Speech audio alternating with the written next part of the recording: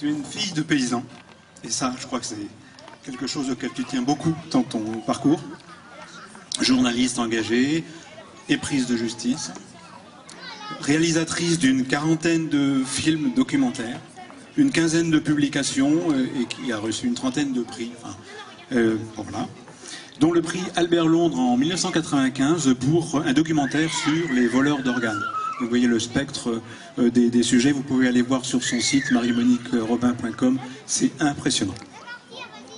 Et parmi les plus récentes contributions, il y a bien sûr Le Monde selon Monsanto, qui a révélé les pratiques de cette entreprise en 2008.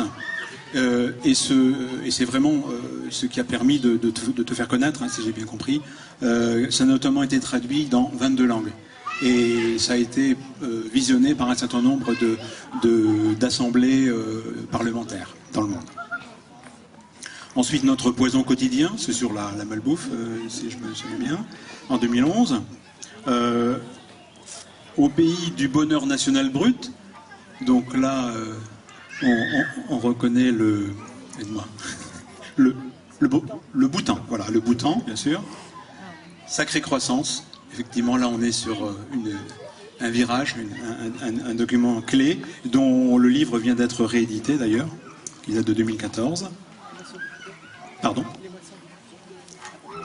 Et avant les moissons du futur, j'en ai peut-être zappé, j'ai pris les plus récents. Et celui qui est un peu mon préféré, c'est Qu'est-ce qu'on attend en 2016 ? Vous avez peut-être vu ça, la projection avait eu lieu à Perpignan notamment, parce que là, on est vraiment dans un exemple de proposition concrète pour changer la vie, et à l'échelle d'une commune qui doit avoir quoi, 3-4 000 habitants, quelque chose comme ça. Hein, voilà. Tu pourras nous donner des nouvelles d'ailleurs de Hungersheim, si tu le souhaites.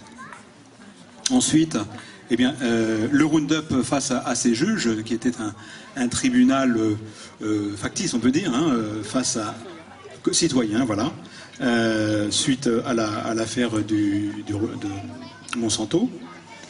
Et puis, le dernier, la fabrique des pandémies, préserver la biodiversité, un impératif pour la santé planétaire. Donc je laisserai le micro à Marie-Monique pour nous en parler, parce que c'est vraiment complètement central, d'une part par rapport à ce qu'on vit localement, et par rapport à ce qu'on vit aussi à l'échelle planétaire en termes de sanitaire. Tu as oublié un film que je tiens beaucoup, que j'ai présenté à Perpignan il n'y a pas très longtemps, qui s'appelle Nouvelle Cordée, sur Territoire Zéro Chine en longue durée, qui est un très beau film que je tiens beaucoup, qui malheureusement a souffert du confinement, parce qu'évidemment les cinémas sont fermés. Voilà.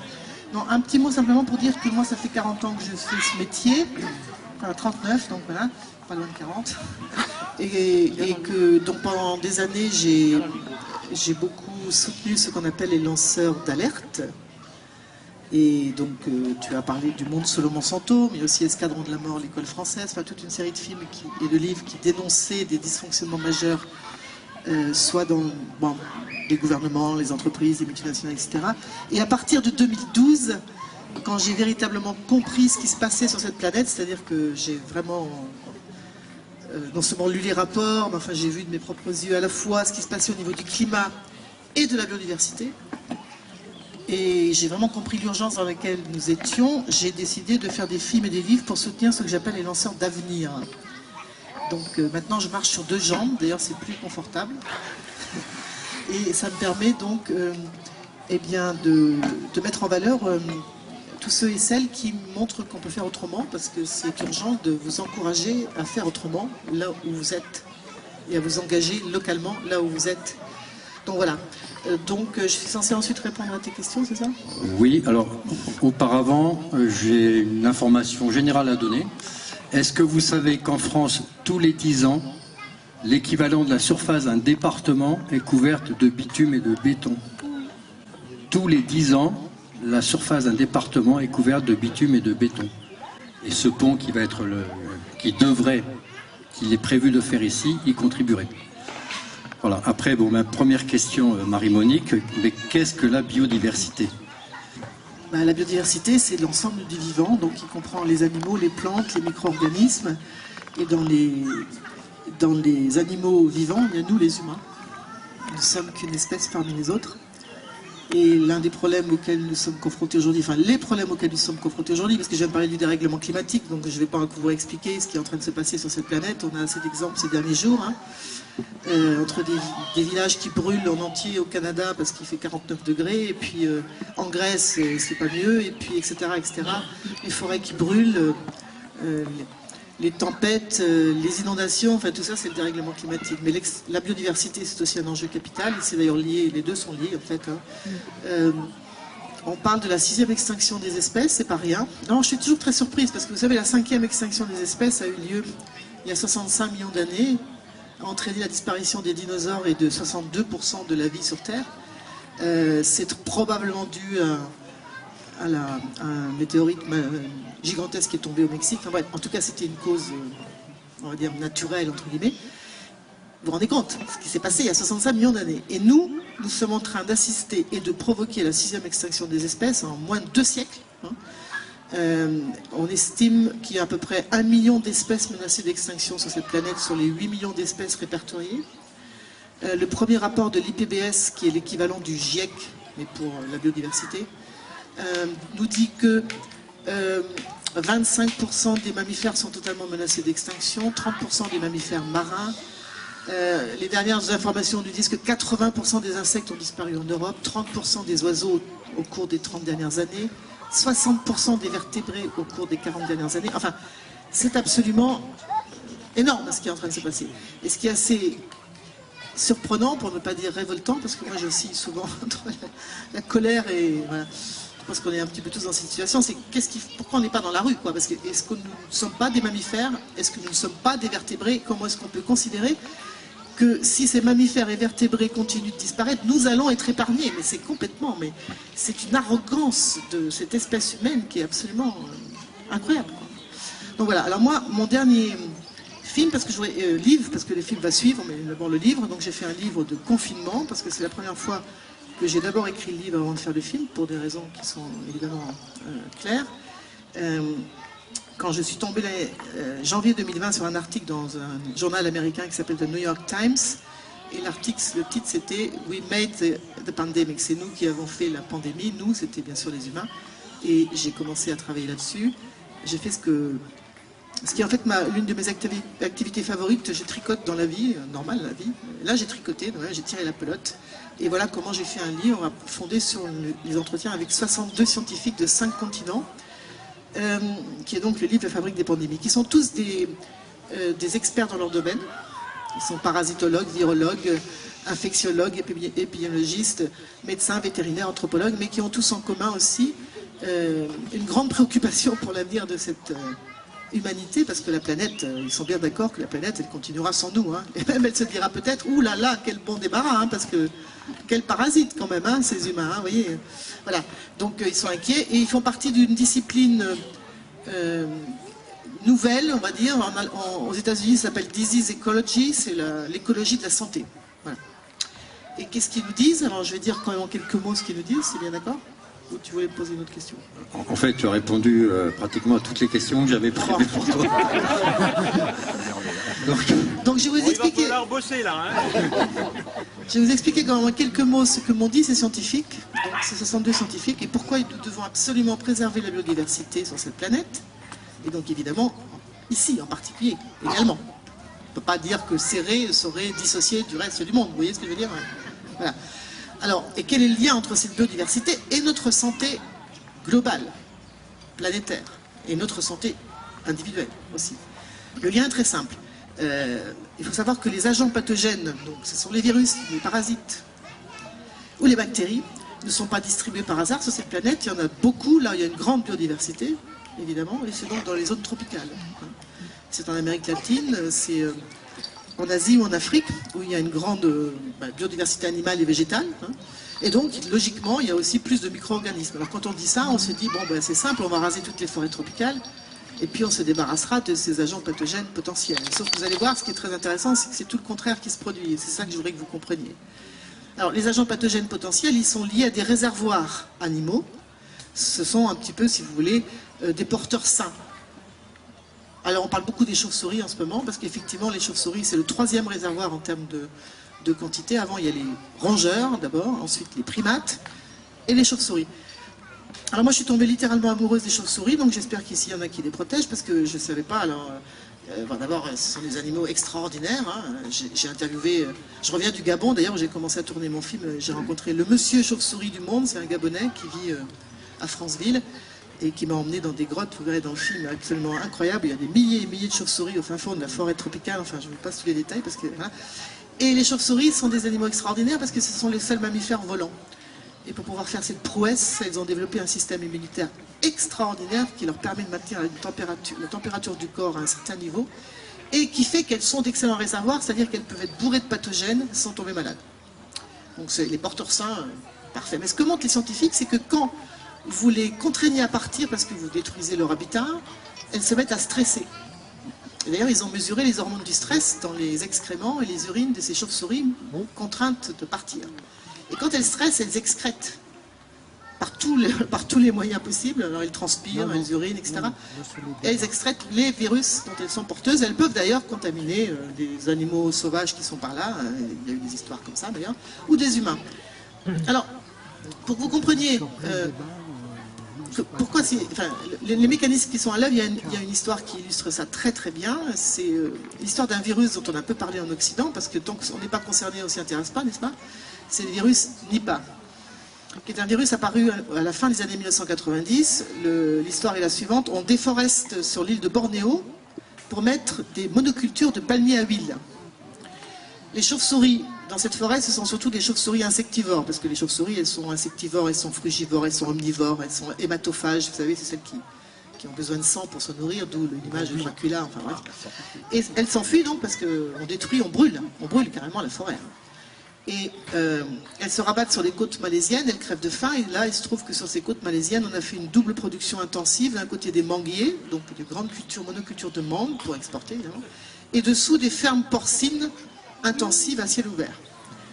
Alors petite histoire, là nous sommes très proches des cochons, que vous soyez contents ou pas, on partage 95% de nos gènes avec les cochons.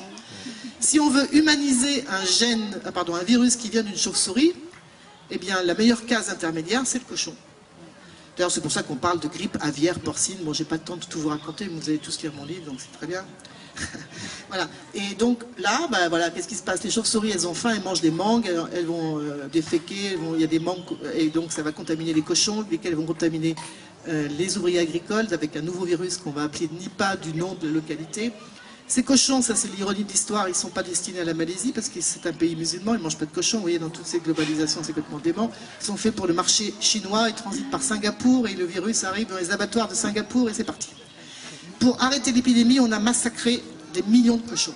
Voilà, parce que ça, dans cette logique-là, c'est toujours ce qu'on fait, on massacre des millions de poulets, des millions de cochons, enfin, ou de vaches, enfin voilà.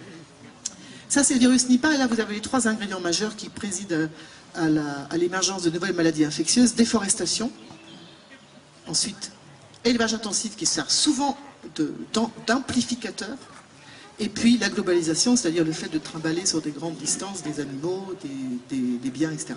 Donc, vous avez compris, la biodiversité, elle est le lieu où il y a potentiellement beaucoup d'agents pathogènes, mais ce qu'il faut comprendre aujourd'hui, maintenant, et ça c'est très important, c'est que contrairement à ce qu'on pourrait penser, la solution c'est pas d'exterminer tous les rongeurs, les primates et les chauves-souris, ou d'éradiquer toutes les forêts primaires. Parce que ce qu'ont montré les scientifiques, c'est que plus vous avez de biodiversité, plus vous maintenez à bas bruit le risque infectieux. Alors ça paraît très contre-intuitif, mais je vais vous donner un autre exemple et vous allez comprendre. C'est l'exemple de la maladie de Lyme. Deux chercheurs américains qui travaillent là-dessus, vous savez que c'est une maladie qui est en pleine expansion, y compris en Europe, n'est-ce pas? Et ces deux chercheurs américains découvrent que le réservoir de la bactérie qui va donc potentiellement contaminer les tiques, qui pourrait ensuite contaminer les humains, c'est une famille de rongeurs très particulière, c'est la souris à pattes blanches. Alors ça c'est aux États-Unis, en France ce sont d'autres rongeurs, mais c'est le même mécanisme. C'est très intéressant parce qu'on découvre que dans la grande famille des rongeurs, qui est l'une des plus grandes familles des mammifères, hein, 40% des mammifères c'est des rongeurs, il y a plein d'espèces différentes. Une première famille, ce sont les rongeurs qu'on appelle des rongeurs qui sont des spécialistes. Alors il doit y en avoir par chez vous. Les spécialistes, ça veut dire quoi? C'est-à-dire que ce sont des rongeurs qui sont liés à certaines niches écologiques, qui ne mangent pas n'importe quoi. D'accord? Et quand vous fragmentez une forêt, c'est ce qu'ils ont montré aux États-Unis, ces rongeurs spécialistes qui sont liés à un certain type de graines, etc., disparaissent les premiers.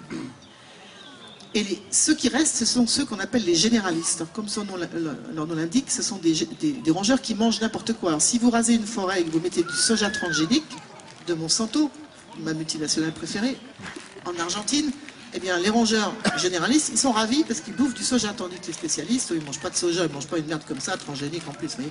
Donc voilà. Donc, qu'est-ce qu'on constate? C'est que tous les rongeurs généralistes sont ceux qui sont les réservoirs de bactéries ou de virus potentiellement transmissibles à l'homme. Et dans l'affaire de la maladie de Lyme, ils ont constaté que quand vous fragmentez une forêt américaine aux États-Unis, mais c'est partout dans le monde, hein, qu'est-ce qui se passe? Les premiers à partir, ce sont les prédateurs, par exemple les renards, parce qu'ils n'ont pas assez d'espace pour vivre, ou certains oiseaux rapaces, mais pour la même raison. Donc, ils contrôlaient la population des rongeurs, et y compris celle des souris à pattes blanches, vous me suivez? Mais comme les rongeurs spécialistes disparaissent aussi parce qu'on détruit leur niche, donc il ne reste plus que les généralistes, et notamment les souris à pattes blanches. En fait, ce mécanisme s'appelle l'effet dilution. C'est-à-dire que quand on a, c'est ce qu'ils appellent comme ça, dilution effect en anglais, plus vous avez une grande biodiversité, plus vous réduisez le risque infectieux. En l'occurrence, quand vous avez une tique qui attend que passe un mammifère ou un humain pour le mordre et se nourrir, il ne va pas chercher la souris à pattes blanches. S'il y a un écureuil qui passe par là, eh ben, il va le mordre. Et si c'est un autre mammifère qu'une souris à pattes blanches. Donc, vous comprenez que si vous voulez limiter le risque d'être contaminé, eh bien, il faut une grande biodiversité dans l'environnement. L'effet dilution est prouvé pour plein de maladies, notamment les moustiques. Moi, j'étais récemment en Guyane. J'étais en train de tourner mon film qui va accompagner ce livre, que je vous invite d'ailleurs à soutenir. Enfin, voilà. J'étais avec Juliette Binoche qui m'accompagne qui est partie prenante dans ce film. Elle était morte de peur parce qu'on était dans l'Amazonie et elle était couverte comme un cosmonaute parce qu'elle avait peur des moustiques. Elle avait raison d'avoir peur des moustiques, sauf que le scientifique qui était avec nous a dit mais tu crains rien ici. Ici il y a 650 espèces de moustiques. Il y en a 2 qui sont dangereuses pour l'homme. Une, c'est les anophèles qui peuvent donner le paludisme. La deuxième, c'est les aedes qui peuvent donner la fièvre jaune, le chikungunya, le zika, que des trucs sympas. Sauf que l'effet dilution fait que, comme il n'y en a aucun qui domine, la probabilité que tu sois piqué par un moustique dangereux est quasiment nulle. Mais si tu rases la forêt, eh bien, ceux qui vont survivre, ce sont les moustiques généralistes qui peuvent effectivement s'adapter aux humains. Et voilà pourquoi, quand on casse la forêt, l'Amazonie, eh bien, on a une augmentation du paludisme chez les humains. Vous voyez ? Donc ça, c'est l'effet dilution. Donc c'est pour ça qu'il est important de protéger, évidemment, cette biodiversité. Alors, dans les pays où il y a une grande biodiversité, dans les pays du Sud, et maintenant, je voudrais en finir, parce que c'est très important, aussi sur l'impact de la biodiversité chez nous. Parce que ça, dans mon livre, c'est la chose la plus étonnante, les journalistes l'ont beaucoup souligné, et que moi-même j'ai découverte, c'est que, vous allez voir qu'on arrive à la Covid, hein, c'est quand même tout ça, ça fait comme un puzzle où vous remettez toutes les pièces en place.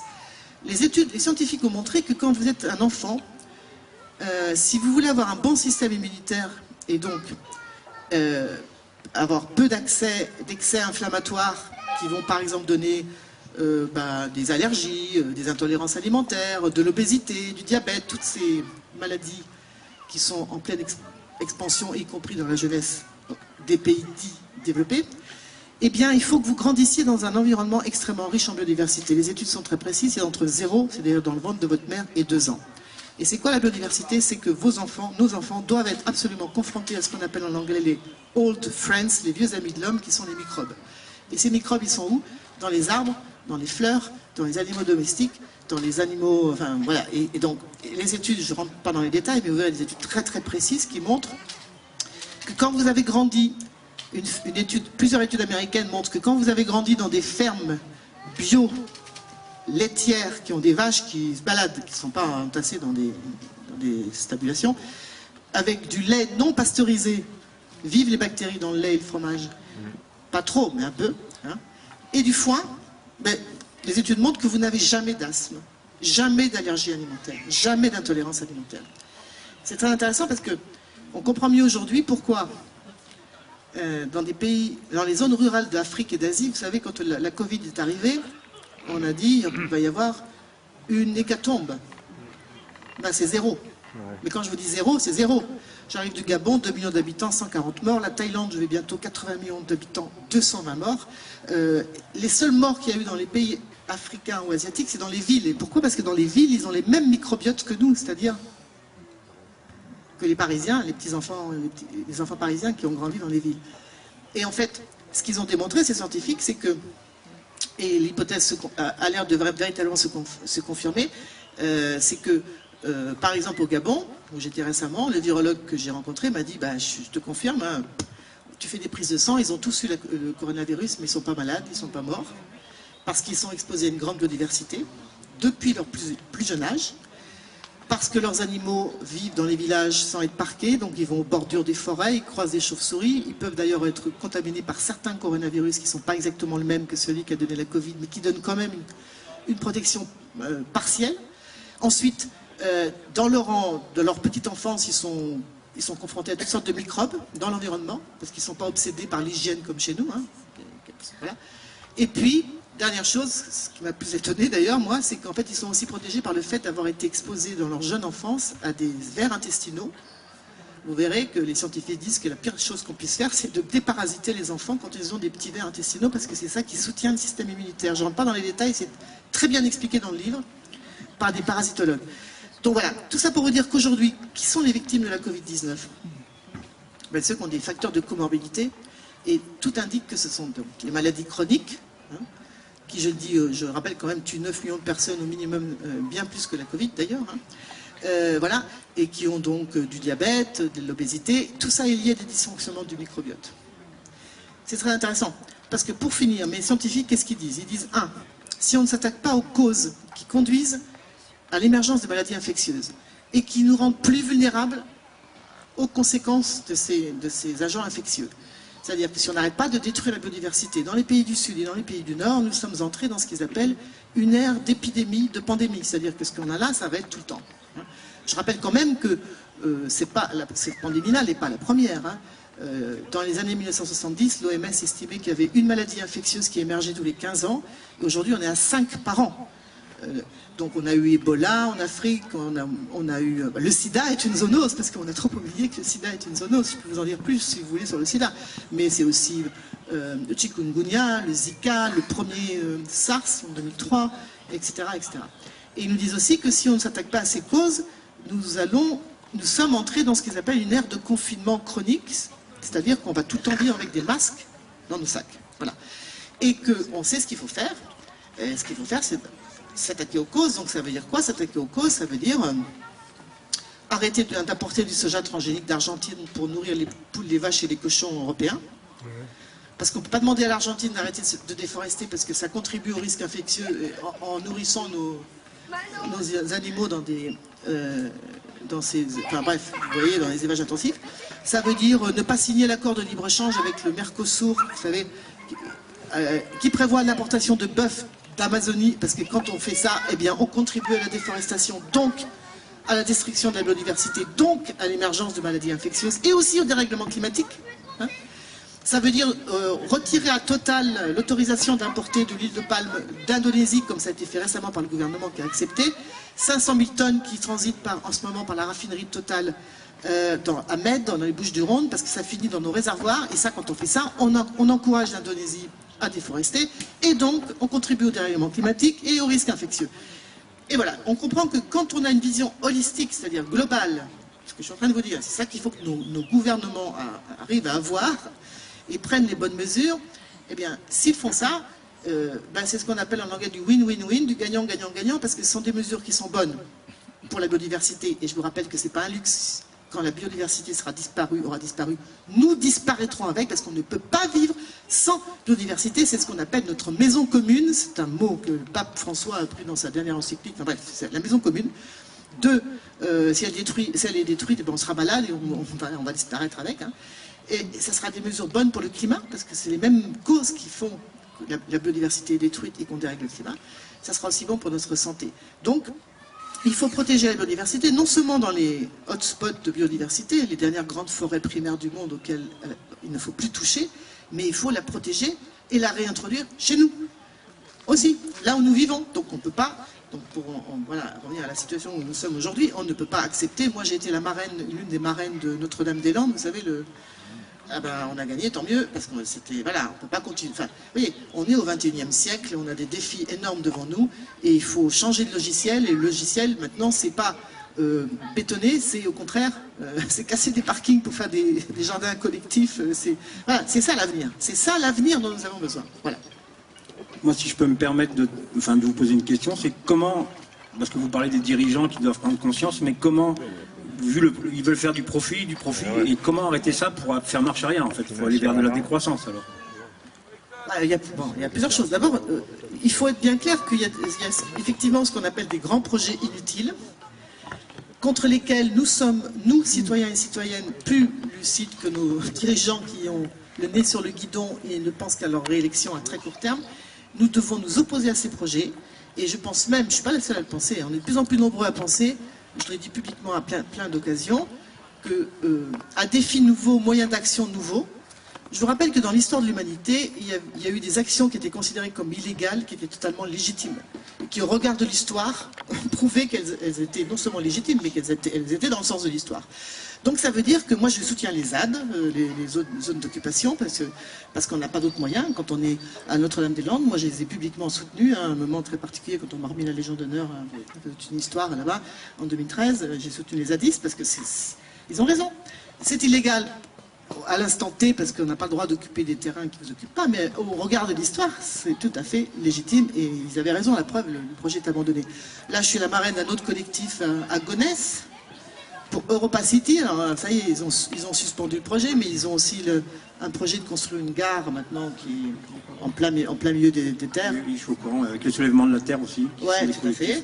Donc voilà, alors, il faut que les citoyens et citoyennes se mobilisent pour faire en sorte que ces projets, ces grands projets inutiles, obsolètes, qui ne correspondent plus à rien. Je veux dire, on est au XXIe siècle. Eh bien, on s'y oppose physiquement, voilà. Et puis après, évidemment que ça veut dire aussi qu'il faut... D'abord, il faut choisir les bons élus aussi, hein. Excusez-moi de vous dire ça, mais voilà. On a quand même besoin, tu parlais de mon film, qu'est-ce qu'on attend, on a besoin d'élus courageux et éclairés, et malheureusement, ils sont souvent pas courageux, ou s'ils sont courageux, ils ne sont pas éclairés, ils sont éclairés, ils ne sont pas courageux, souvent ils sont ni l'un ni l'autre. Et quand ils sont les deux à la fois, on gagne beaucoup de temps. Donc il ne faut pas abandonner le champ politique. On a besoin des bons élus, c'est tout. Justement, est-ce que tu pourrais nous donner quelques précisions sur ce projet, sur ce qui s'est passé à Ungersheim? Ungersheim, c'est un village donc, avec un maire courageux et éclairé, qui avec son conseil municipal, vous verrez, pour ceux qui n'ont pas vu le film, vous pouvez le voir, j'ai des DVD ici, c'est extraordinaire. Alors là, ça donne vraiment envie de... Moi j'aime beaucoup ce film pour ça, parce que tous ceux qui le voient, ils ressortent avec la pêche. C'est vrai. Ah oui, parce qu'en fait, le plus grand défi qu'on a, et c'est le plus beau défi, c'est de changer tout ça. Voilà. Mais en plus, non seulement c'est de changer tout ça, mais de rendre désirable le changement qu'on veut. C'est ça. Parce qu'on n'arrête pas de nous dire que l'écologie, moi je suis une écolo, hein, j'ai revendiqué tout ça, voilà, que c'est l'écologie punitive, tout ça. Moi tout ce que je peux vous dire, c'est que depuis que je fais des films pour soutenir les lanceurs d'avenir, donc, Sacrée Croissance, c'en était un, n'est-ce pas, Qu'est-ce qu'on attend, ou Nouvelle Cordée, eh bien je vois que ceux qui ont franchi le pas, ils vont tous beaucoup mieux qu'avant. Donc voilà, il faut arrêter de tomber dans ce panneau. Non, l'avenir qu'on appelle qu'on veut voir émerger, eh bien c'est un avenir bien plus lumineux que ce que vous vous rendez compte de la situation dans laquelle on est quand même. C'est extraordinaire, quoi. Le climat se dérègle. On a un masque dans notre sac, on ne sait pas combien de temps ça va durer. Et moi, je pense à tous les enfants et les jeunes qui naissent dans ce contexte. Hein, franchement, on ne sait même plus si on a le droit de se faire la bise ou pas. On se demande l'autorisation. Vraiment, ça va, quoi. Et puis, la bouffe, n'en parlons pas. L'eau est polluée, l'air est pollué, enfin, etc., etc. Non, faut en sortir de ça. Ça ne peut pas être pire, hein, de toute façon. Donc, voilà. Et moi, je peux vous dire, la bonne nouvelle, c'est que tous ceux qui se disent, on y va, on s'engage et on fait ensemble des choses qui vont dans le sens, le bon sens, et qui est aussi le sens de l'histoire, eh bien, ils vont mieux qu'avant. Donc déjà, c'est la première raison de le faire. Déjà, pour commencer, parce que c'est bon pour le moral, donc je vois que c'est pas un luxe, hein, d'avoir un peu le moral qui remonte. Et puis, les actions, on les connaît. Il y a plein de gens, des pionniers partout, qui ont gagné des batailles. Donc les solutions, on les connaît. Hein, c'est pour ça que Qu'est-ce qu'on attend est une illustration. Donc on voit comme dans un village alsacien, avec un conseil municipal éclairé, on peut prendre toutes les décisions qui permettent de faire cette transition dont on a besoin dans le domaine de l'énergie, de l'école, du transport, de l'alimentation, de la monnaie, enfin il y a tout quoi. Donc voilà, mais on peut s'en inspirer évidemment, mais aussi donc la solution, enfin l'une des solutions absolument capitales, c'est de tout relocaliser le maximum, le plus possible. Alors ça ne veut pas dire qu'on continue pas d'échanger pour certains produits, etc., mais d'arrêter de... Je vous donne un exemple. Dans Sacré Croissant, j'explique qu'un aliment acheté dans un supermarché en Europe voyage en moyenne 2800 km. D'accord ? En Amérique du Nord, c'est 4000 km. C'est une moyenne, ça a été calculé par une université allemande. Le pire, c'est le pot de yaourt à la fraise. Voilà. Alors, parce que le pot de yaourt à la fraise, si vous tenez compte de tout, le pot, le yaourt, la fraise, le lait qui vient avec une vache, qui est nourrie avec du soja transgénique, qui vient d'Argentine, vous tenez compte de tout ça, c'est 7000 km. Donc quand vous avez compris ça, vous n'achetez plus de pot de yaourt à la fraise dans les supermarchés. C'est clair, vous allez acheter un yaourt chez un producteur. C'est à 6 mètres. Là, surtout s'il y en a tout près. Mais oui, voilà. Donc dans mon livre, il y a un spécialiste, parce que ce qui est génial, il y a des spécialistes de tout, et moi je trouve ça extraordinaire. Hein. Spécialiste des chauves-souris, spécialiste des routes. Donc notamment, j'ai interviewé l'un des grands spécialistes des routes, qui est un Allemand, qui est vraiment le monsieur qui travaille sur les routes. Ouais, et qui explique comment, quand on construit une route, quel que soit l'endroit où on est, de toute façon, ça augmente le trafic plutôt que de le baisser. Déjà, c'est complètement mathématique. Hein. Et comment ça perturbe. Tu m'as dit que tu voulais citer, photocopier les pages de mon livre pour... tu peux l'expliquer. Hein. Comment ça perturbe bien tout en fait. Hein. Une route dans une forêt par exemple, ça va faire que le fait qu'il y ait du béton, du bitume, eh bien ça réchauffe les abords de la route, la température varie, donc ça transforme la végétation, etc. Les oiseaux, je ne savais pas, quand il y a une route qui s'est construite, les oiseaux d'abord doivent s'adapter, ils doivent chanter plus fort parce qu'il y a plus de bruit. Finalement, ils s'en vont, ils se reproduisent moins. Enfin, il y a tous les effets en cascade d'une route. Alors, il dit à un moment, les routes, il va falloir arrêter d'en faire des routes. Parce qu'il n'y a pas de raison. Hein, c'est ce qu'il dit. Hein. Et je voulais savoir si la technologie, alors moi j'ai l'idée, j'ai ma réponse à cette question, mais j'aimerais que vous développiez là-dessus, si la technologie allait nous permettre de pouvoir sortir de la crise environnementale. Ça, c'est un leurre total. Mais alors, total. Et ça, là-dessus, tout le monde est d'accord. Hein. Enfin, les scientifiques qui sont honnêtes, qui ne travaillent pas pour des multinationales, parce que on a un gros problème avec ça. Il faut bien choisir les scientifiques auxquels on s'intéresse. Parce que moi, je suis bien placé pour savoir qu'il y a tout un business du mensonge organisé. Et je ne fais pas du complotisme, là. Je suis en train de vous dire des choses que j'ai vues dans le cadre de Monsanto, par exemple, où ils payent des agences de communication, où ils payent des scientifiques pour faire des études bidons. Hein, donc, voilà. Enfin, donc, les scientifiques qui travaillent sur ces questions disent qu'on ne sortira pas de cette crise écologique par des solutions technologiques. C'est absolument pas possible. D'abord, on n'a pas le temps. Imaginons que ce serait possible, on n'a pas le temps. On n'aura pas les ressources pour le faire en plus, hein, parce que je rappelle que toutes les ressources naturelles sont en train de s'épuiser. Alors les minerais, les terres rares, tout est en train de s'épuiser. Les énergies fossiles, n'en parlons pas. Donc non, la seule manière de s'en sortir, c'est de revoir fondamentalement notre rapport à l'environnement et à la nature, notre place à nous humains dans le grand monde du vivant, et ça veut donc dire repenser l'économie, hein, complètement. Et comme je vous disais tout à l'heure, on a besoin d'une vision holistique, ça veut dire une vision globale. On ne peut pas continuer à séparer. Ce que je vous disais, on fait du soja transgénique en Argentine, 24 millions d'hectares en Argentine, donc de forêts arrachées, de production vivrière, etc. Tout ça pour finir dans les élevages bretons. On ne peut pas continuer à fonctionner comme ça. On ne peut pas dissocier la santé des écosystèmes, la santé des animaux sauvages et domestiques et la santé des humains. Tout ça est lié. Et si nous ne comprenons pas à quel point nous sommes interconnectés, eh bien, nous avons un grand danger, nous, l'humanité. On ne survivra pas, ce n'est pas possible de survivre. Vous voyez ? Donc voilà. Alors, une anecdote par rapport à ce que tu dis. À un moment, j'interviewe un scientifique de l'université Columbia University à New York, donc une université réputée. Et il dirige la chaire d'écologie de la santé et de l'évolution, qui a été créée au début des années 2000. Vous voyez, c'est tard, en fait, hein, quand même. Et il me raconte qu'à un moment, il a un cocktail avec des ingénieurs et des scientifiques de Columbia University. Et ils sont très excités parce qu'ils sont en train de faire un prototype de une tour qu'on pourrait construire, disent-ils, partout, qui est censé capter du carbone avec beaucoup de chimie, des tuyaux, enfin voilà. Et ils sont très excités, c'est magnifique, on fera cette tour. Et lui, il les regarde et dit, ben, c'est un arbre, quoi. Parce que... Et this is a tree. Et là... Ils le regardent, ils sont complètement à dire comment tu peux comparer notre tour avec tous ces tuyaux, parce qu'il y a plein de tuyaux, de la chimie, je sais pas quoi, à un arbre. Il dit, ben si, un arbre ça capte du carbone, enfin Enfin, voilà, entre autres, ça fait pas que ça. Hein, voilà. Donc, il faut aussi sortir de cette vision scientiste et techniciste, très anthropocentrée, c'est-à-dire, nous les humains, on va bidouiller la science, etc. Il faut absolument en sortir. Ça ne veut pas dire qu'il ne faut pas faire des progrès, hein, parce que mais ce n'est pas la solution. Ce n'est pas la solution de faire des tours partout pour capter du carbone alors qu'on rase les forêts. Enfin, bon, enfin, voilà. Donc, non, c'est pas une solution.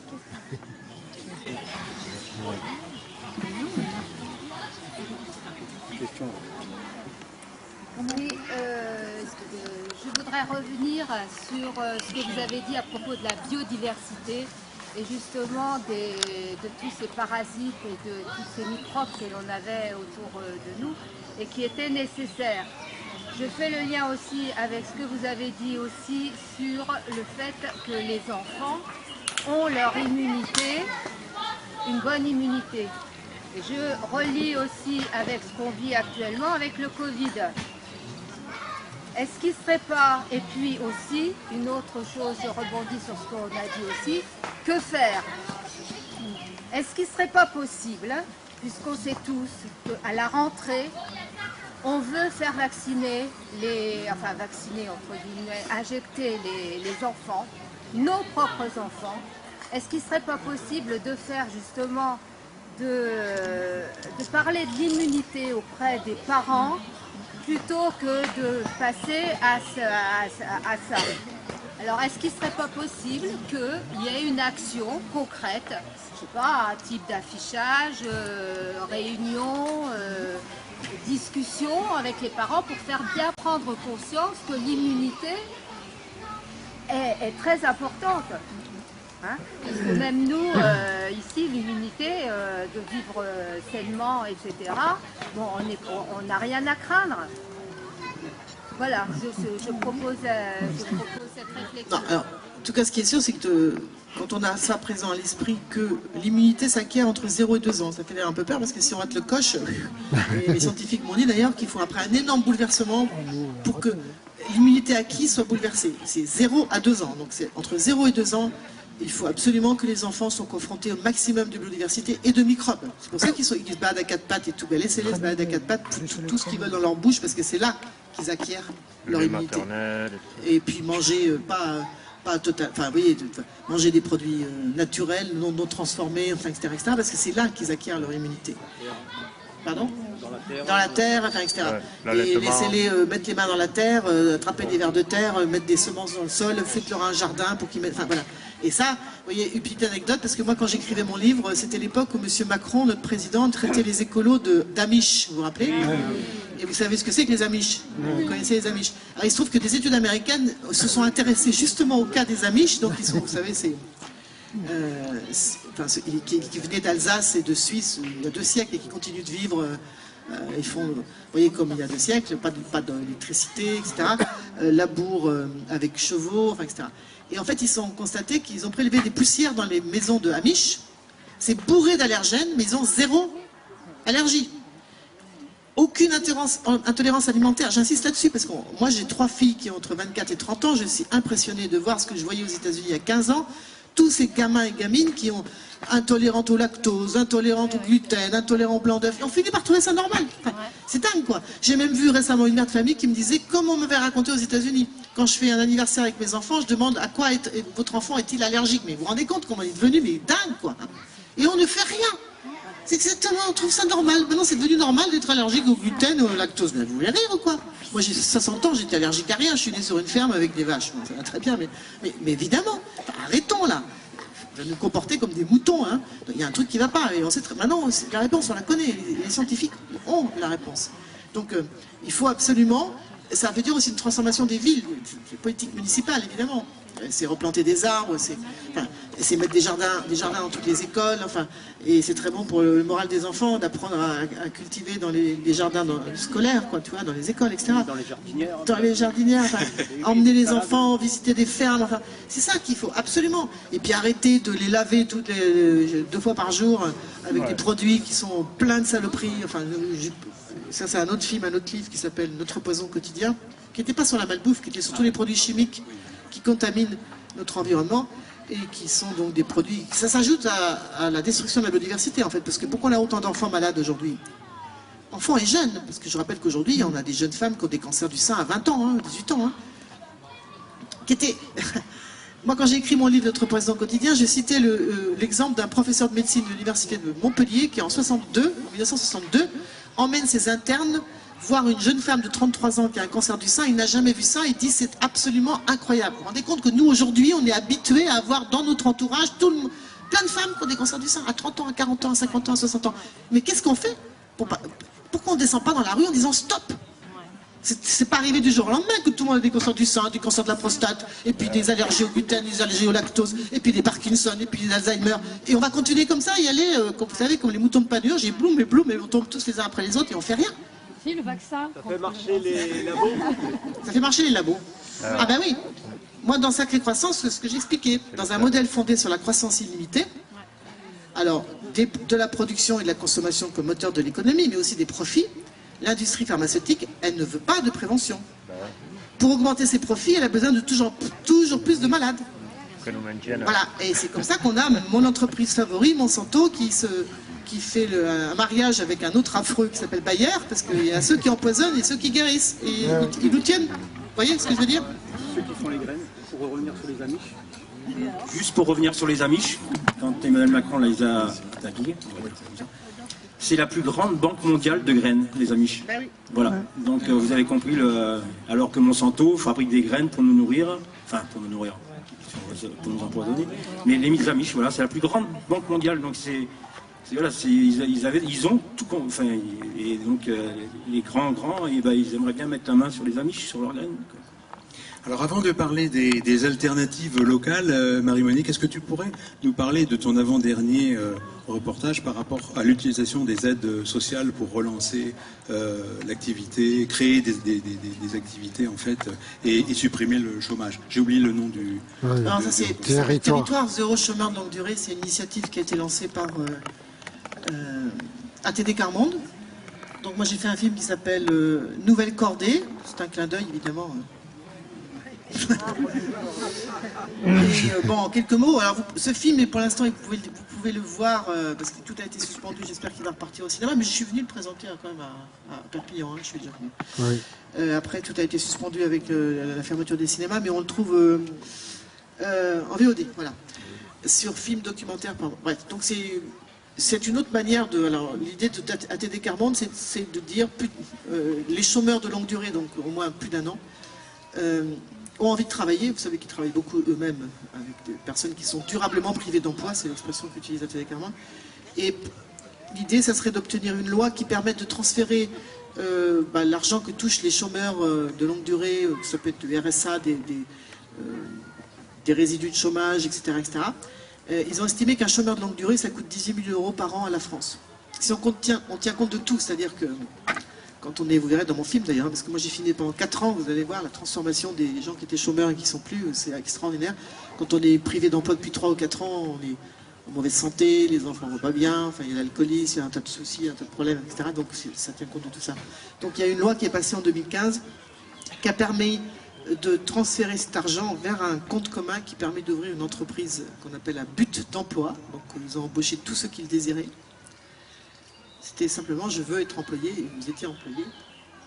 Et le transfert d'argent couvrait 70% du SMIC chargé, les 30% restants, c'était donc il fallait trouver des activités liées au territoire qui ne soient pas en concurrence avec l'économie classique.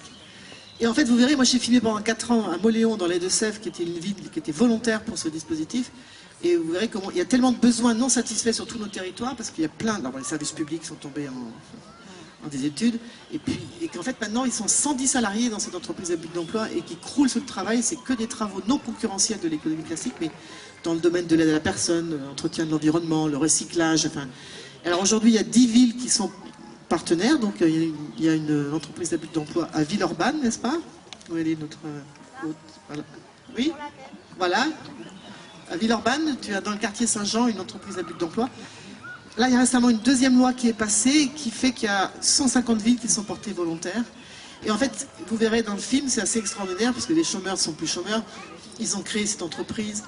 Et ils ont développé un vrai laboratoire d'innovation économique, sociale, écologique, et qui est vraiment pour moi et puis inspirant, quoi. Voilà, inspirant, voilà. Donc ça s'appelle Nouvelle Cordée. Voilà. Merci Marie-Monique, c'est très inspirant et c'est une très belle transition.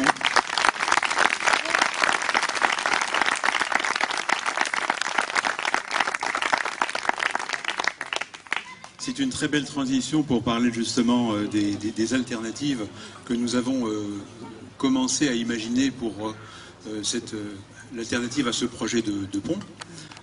Et je vais passer le micro à Jean Servant, qui fait partie des membres actifs de l'association et qui est en même temps le responsable du pacte écologique pour le Boulou et qui est un petit peu notre expert dans le domaine des transitions. Donc il va vous faire état des idées qui ont émergé suite à un premier groupe de travail. Et si ça vous chante, rejoignez-nous, parce que là on a besoin d'idées nouvelles, il faut y aller, il faut se lâcher, et plus on sera nombreux à partager ces idées-là, plus elles ont une chance de se réaliser un jour ou l'autre. Jean, à toi. Oui, je voudrais repréciser, c'est pas tout à fait pacte transition écologique, c'est pacte transition citoyenne dont la visée, c'est une visée sociale, écologique et démocratique aussi. Voilà, c'est pour entrer dans une transition, proposer tout un tas d'autres démarches aux gens et faire participer les gens à l'ensemble de nos actions. Avant de détailler les alternatives, je voudrais revenir sur... on a parlé de déclaration d'utilité publique. Et donc, avant de travailler, on s'est quand même interrogé sur la manière qu'avaient les politiques ou les gens qui soutenaient le projet de le vendre à la population. Donc leurs arguments reposent en fait sur quelque chose que je qualifierais personnellement un peu de mensonger. C'était pour l'entrée de Céré, alléger le trafic, leur rendre la vie plus agréable, enfin voilà. Ce pont était la solution au problème des gens qui étaient à l'entrée de Céré, qui subissaient des nuisances. En fait, on ne voit pas trop comment un pont qui est orienté nord-sud arrangerait les choses pour un trafic qui est est-ouest. Ça, c'est déjà au départ. Voilà. Donc c'est une première réflexion dont je voulais vous faire part. Oui, je tenais quand même à parler de cette notion d'utilité publique, puisqu'on vous a dit qu'il y aurait à nouveau une enquête d'utilité publique, et donc il est important que vous fassiez un peu les relais auprès des gens que vous rencontrez, si notamment ce sont des gens de Céré ou des gens qui vont participer à cette enquête, pour que vous leur expliquiez un peu le pourquoi des choses. Il y a eu une réunion à Céré il n'y a pas longtemps dans le quartier, du pont. Voilà, qui était concerné par ce problème, par cette problématique. Et c'est l'argument qui a été soutenu et les gens, voilà, ils n'avaient pas de contre-idée, donc ils ont avalé l'idée telle qu'elle était présentée. Et ça, je crois qu'il faut en sortir. Donc, on a essayé de travailler sur... En fait, il y avait deux choses importantes, enfin plusieurs choses importantes dans ce projet. Enfin, c'est couper un peu l'herbe sous les pieds à ces faux arguments. C'est dire, voir si ce projet se fait, quelles sont les conséquences. Donc ça, on vous en a parlé, on ne va pas y revenir. Mais finalement, qu'est-ce que nous, on peut proposer à la place? Parce que bon, c'est bien de dire non, ça ne nous va pas, parce que, mais c'est encore mieux de dire, nous, on verrait ça et ça, parce que pour telle et telle raison. Donc je vais commencer sur les alternatives techniques, puisque finalement il s'agit de dire aux gens qui vivent à l'entrée de Céré, on va vous adoucir un peu la vie. On s'est dit, effectivement, pour reprendre ce que vous a dit Marie-Monique Robin, créer une route supplémentaire, c'est pas une solution, parce que finalement, si on crée une route, on augmente du trafic, donc ça sert pas à grand-chose. Mais sur le plan technique, il existe, mettons, des revêtements qui vont... absorber une partie du bruit. C'est déjà une partie de la solution. Limiter la vitesse d'une manière intelligente, c'est peut-être aussi une autre solution, sans obliger les gens à s'arrêter. Enfin voilà. Donc il y a tout un travail, une manière de penser les choses et de penser une circulation qui peut grandement améliorer la vie des gens sans créer ça rentrait dans la solution proposée. Il y a aussi nous avons aussi mené une réflexion sur les mobilités alternatives. Donc, on disait près de 60% des habitants de l'intercommunalité travaillent sur l'intercommunalité, donc c'est des trajets petite distance. Et donc là aussi, il y a peut-être des choses à faire avec les transports en commun, les aires multimodales, le covoiturage. Il y a tout un tas de petites solutions à apporter.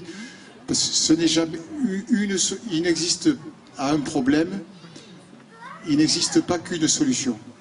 On s'en aperçoit dans beaucoup de problématiques. C'est un ensemble de petites solutions qui va résoudre le problème. Le vélo. Et le vélo. Le vélo aussi en fait partie. Voilà, alors travailler l'intermodalité, travailler les transports en commun, travailler le vélo, développer les services liés à l'usage et de mobilité alternative. Voilà, mener des actions de sensibilisation. Ça c'est pour la partie technique et pour la partie qui peut solutionner ou enlever une grosse partie du problème des gens de Séréno. Mais à côté de ça, il reste quand même les 30 hectares de terre qui vont être impactés directement par ce pont. Alors je vous détaille ces 30 hectares parce qu'en fait, ça se décompose en gros en 19 hectares de terre agricole, 6 hectares de zones naturelles, 5 hectares de bâtis, 2 hectares sablières. Et qu'est-ce qu'on s'est dit? Qu'il y aurait peut-être moyen de faire des choses, de monter des projets là-dessus, notamment, pour copier l'exemple d'une ville dans le sud-est de Mouans-Sartoux, de créer une régie municipale, enfin soit municipale, soit intercommunale, pour faire une restauration collective à l'échelle de l'intercommunalité. Bon, Comme à Ungersheim. À Ungersheim, c'est ce qu'ils font aussi, dans mon village alsacien. Il y a 2 villes en France qui font ça, c'est Mouans-Sartoux et Ungersheim, une régie agricole municipale qui permet de fournir en aliments bio les cantines et puis les villageois. Voilà, tout à fait. Toute la restauration collective pour enfants et personnes plus âgées. L'intérêt aussi, c'est que la création d'emplois, évidemment, Mouans-Sartoux, ils ont proposé les terres à des agriculteurs et puis bon, on installe les agriculteurs là-dessus, donc c'est aussi double utilité. On s'est aperçu aussi que, mettons, pour l'utilisation des terres, pour citer une autre utilisation, je ne sais pas si vous savez, 90% des fleurs qui sont vendues chez les fleuristes en France sont des fleurs importées. Or, ça ne coûte pas grand-chose d'installer quelqu'un, un horticulteur, voilà, je cherchais le mot. Et donc, ça aussi, ça fait partie des solutions qu'on peut faire.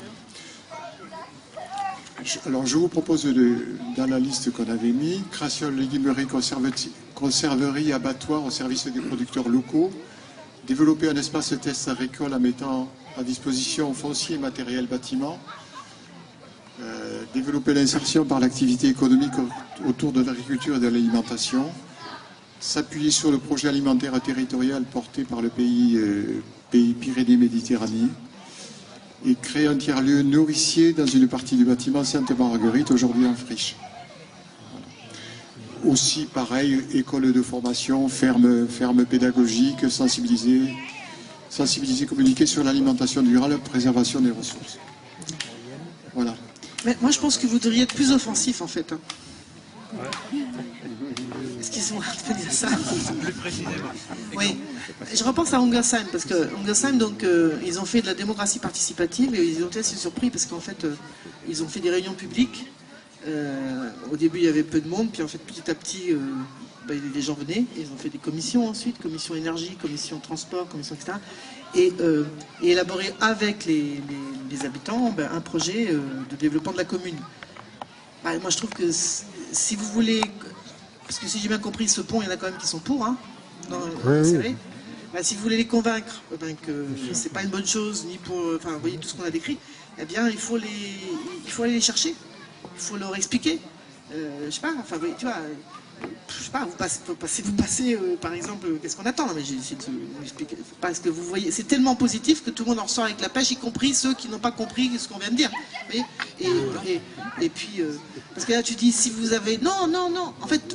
Dans tous les villages et les communes de France, il y a des gens qui... C'est incroyable tout ce que les gens savent faire. Moi, je vous parlais de tous ces chômeurs. C'est un cas extrême, des chômeurs de longue durée. À Moléon. Bon, on est en zone rurale, hein, mais voilà, 3000 habitants, dans la communauté de communes, 5000 habitants, 300 chômeurs de longue durée, hommes et femmes. Eh bien, en fait, on a découvert qu'il y avait tous les corps de métier, tous les savoirs. C'est des réservoirs de savoir extraordinaires. Évidemment, ouais, tu vois. Donc, je veux dire, il y a tout ce qu'il faut dans les territoires. Ce qu'il faut arriver, c'est enclencher une dynamique qui va faire qu'à un moment, eh bien, chacun va se dire, moi, je veux bien vivre dans mon territoire. Et si on veut bien vivre dans son territoire, il faut le connaître d'abord, parce que si on ne le connaît pas, eh ben, et ce que vous avez fait ce matin, il faut le faire tous les dimanches. C'est pas une fois par mois, ou une fois par an. C'est de se dire, moi je dis ça parce qu'il y a des jardins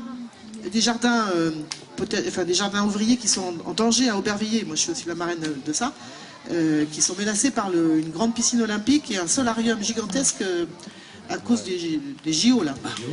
Et ben tous les samedis, ils font la visite des jardins. Bon, c'est pas clair. Et tous les samedis, finalement, il y a un bouche à l'oreille, ils mettent dans la boîte aux lettres. Et les gens viennent finalement. C'est ça qu'il faut arriver, c'est ça qui fera que vous gagnerez.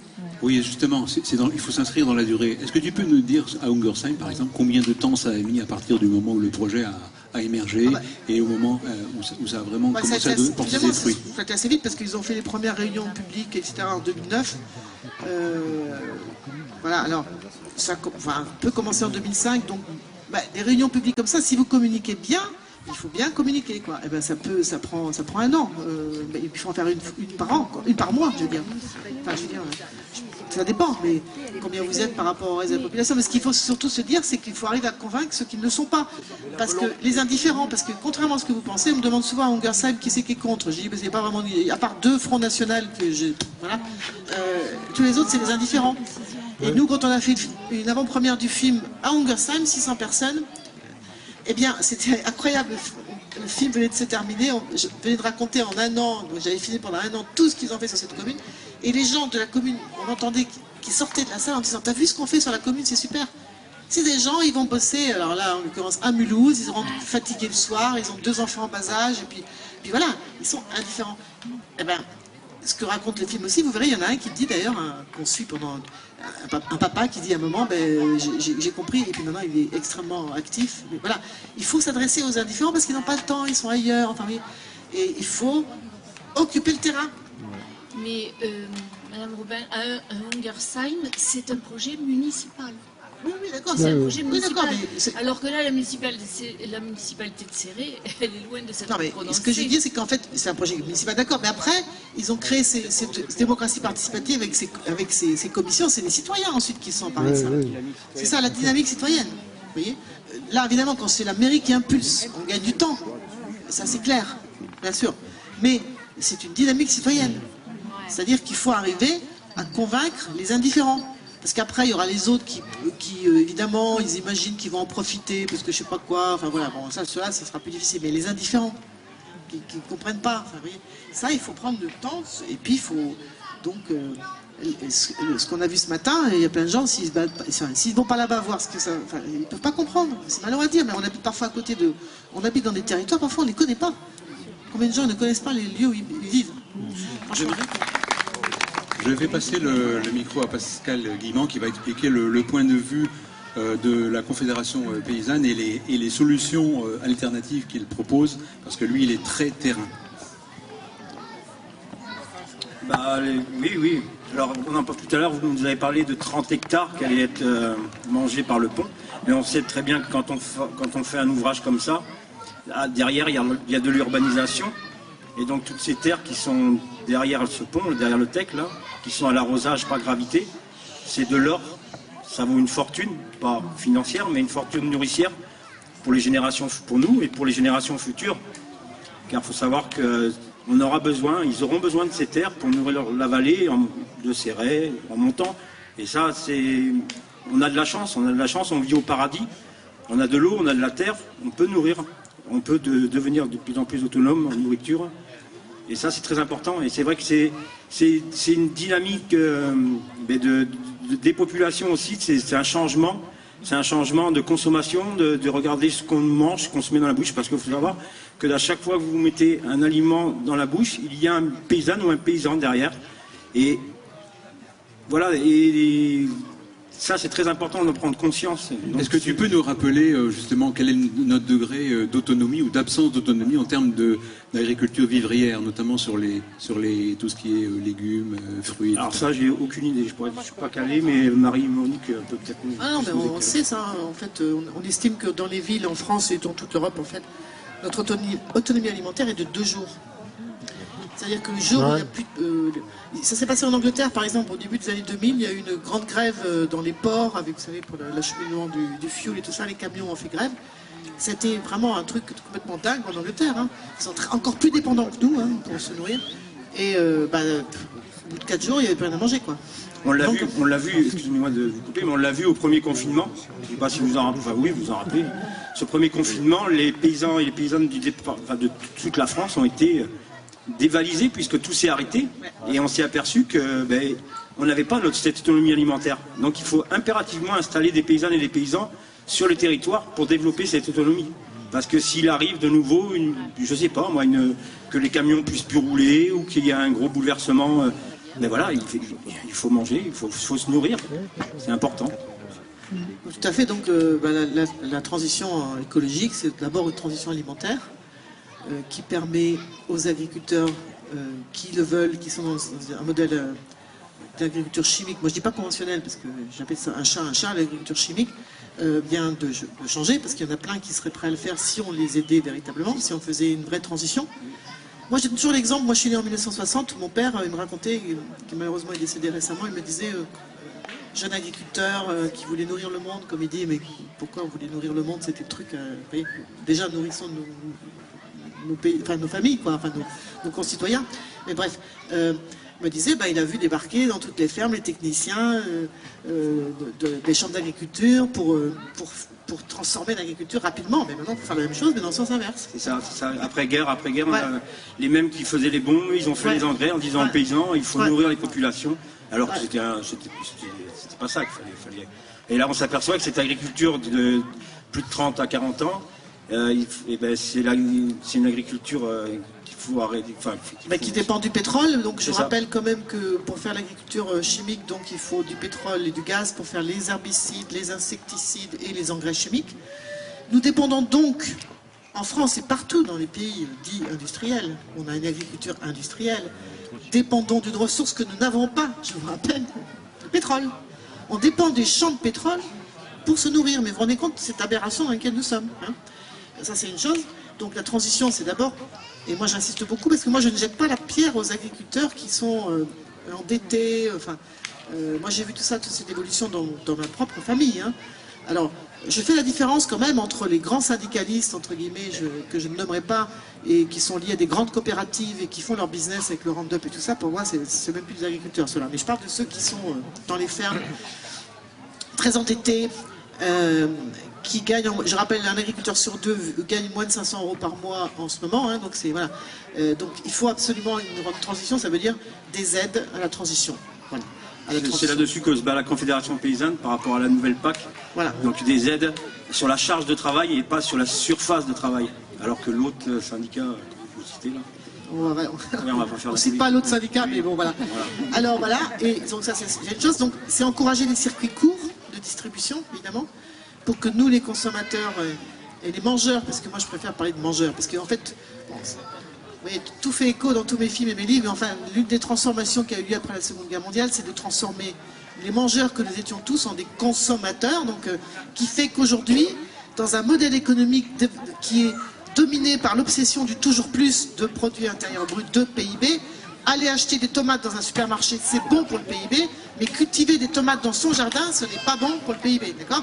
Parce qu'un économiste français a résumé avec une blague très machiste, j'en conviens, Alfred Sauvy, il s'appelle, il a dit « Épousez votre femme de ménage et vous faites chuter le PIB ». Vous avez compris? Parce que quand vous payez une femme de ménage, c'est bon pour le PIB, mais quand c'est votre femme qui fait le ménage, ça rapporte rien au PIB. Bah oui, c'est bien machiste, mais n'empêche que ça veut bien dire ce que ça veut dire. Donc on les a transformés en consommateurs. C'est extraordinaire, hein. On a été on s'est laissé faire aussi, hein, parce que moi je suis né dans une ferme et j'ai vu comment c'était ferme du Poitou-Charentes. On faisait même plus ses poulets, on allait acheter les poulets à Leclerc, hein, faut dire la vérité quand même. Hein. Donc voilà, on a été petit à petit dépossédés de tous nos moyens d'autonomie en fait. Voilà. Donc il faut donc revaloriser, encourager la distribution locale des fruits et légumes et des aliments, en sachant que c'est bon pour le climat, parce que je vous rappelais 2800 km quand même, hein, c'est pas rien. Hein. Vous n'allez plus au supermarché de la même manière quand vous savez ce que ça coûte à la planète, hein, d'accord? Alors que c'est quand même pas compliqué d'organiser des points de vente de producteurs, local, enfin les marchés, tout ça. Après, il faut aussi que les communes, dès qu'il y a du foncier, aident les nouveaux agriculteurs.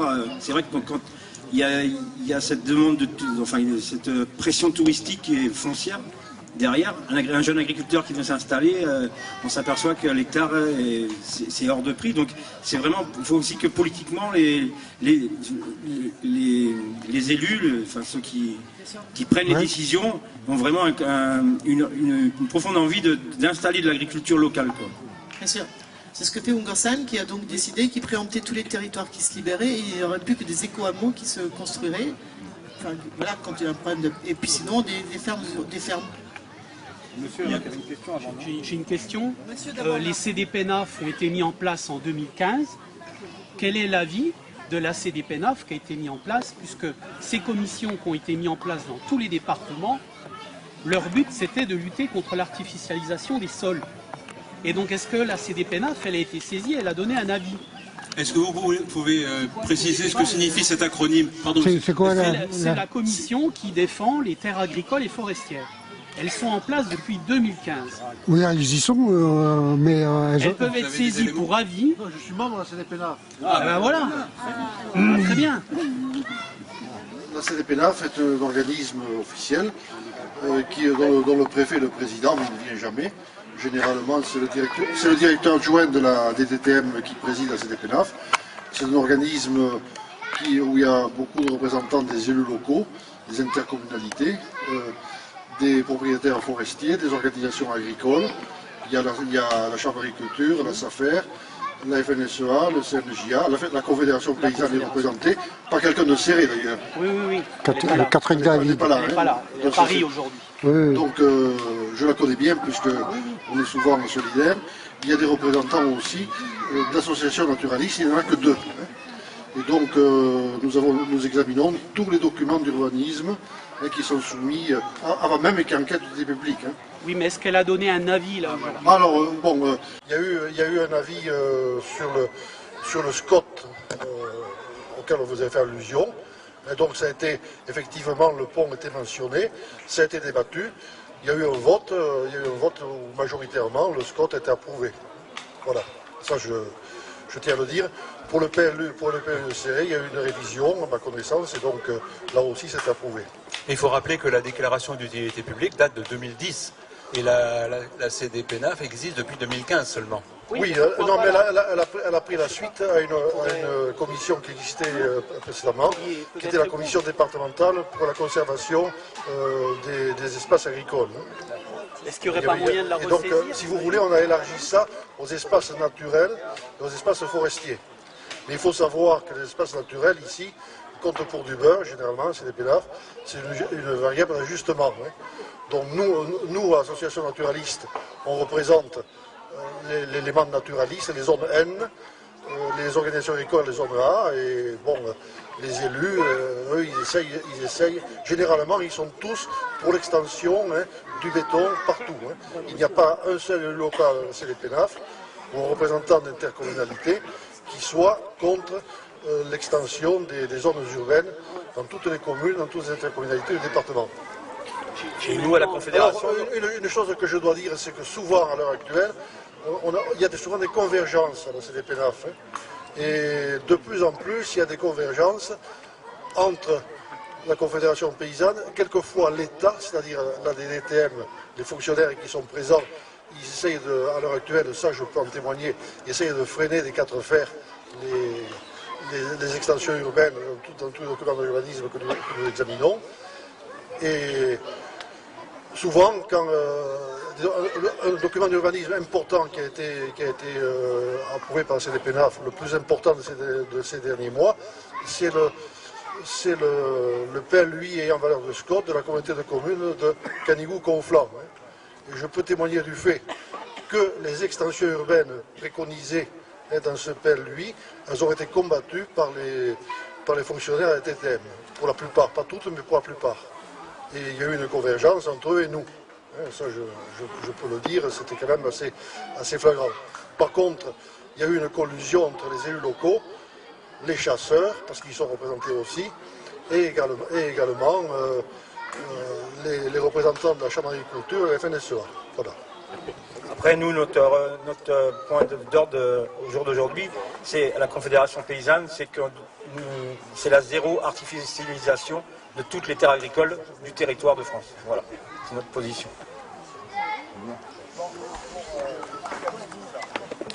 Alors, est-ce qu'il y a encore une ou deux questions à poser à Marie-Monique Robin? Parce que sinon, après, nous allons conclure ce partage. Pour faire écho à la proposition de mutualisation de monsieur tout à l'heure, je voudrais en profiter pour remercier les autres associations qui nous soutiennent, en plus donc de la Confédération paysanne et de Valais-Spire Terre Vivante. Elles sont mentionnées ici, mais je voulais les citer. Il y a la map des cerisiers, Adepté 66, Adepte. Bon, je suis désolé, d'accord. Albert Terre Vive, Attaque, Cap 66. Le collectif d'alternatives aux pesticides, Citoyens PO Climat, Solidaire 66, la Ligue des droits de l'homme, le groupe national de surveillance des Alberts et Fresnes 66. Merci à eux. Alors moi je vais finir avec quelques citations, parce que dans ces moments très obscurs on a besoin de littérature, d'art, de musique, vous voyez. Alors je vais commencer par une citation de Sénèque, donc on remonte dans le temps là. Ce n'est pas parce que les choses sont difficiles qu'on n'ose pas, mais c'est parce qu'on n'ose pas qu'elles sont difficiles. Ok? On répète, ce n'est pas parce que les choses sont difficiles qu'on... mais parce qu'on... Voilà, voilà. Alors, ensuite, j'ai pas fini. On va sauter dans le temps. Einstein, oui, on saute vraiment dans le temps, qui a dit « C'est pure folie que de répéter sans cesse la même chose en espérant des résultats différents. » On est d'accord? Allez, on l'applaudit aussi, lui. Martin Luther King qui a dit « L'inaction des bons est aussi nocive que l'action néfaste des méchants. » Vous répétez « L'inaction des bons est aussi nocive néfaste des méchants. » Sous-entendu, ça veut dire quoi? Bougez votre cul. Voilà ce que ça veut dire. Voilà, et pour terminer, Victor Hugo, on va terminer avec ça parce que j'en ai plein dans la tête. J'adore les citations parce que je trouve que c'est vraiment formidable. Alors Victor Hugo, l'un de mes écrivains préférés, qui a dit « Rien n'est plus puissant au monde qu'une idée dont l'heure est venue. »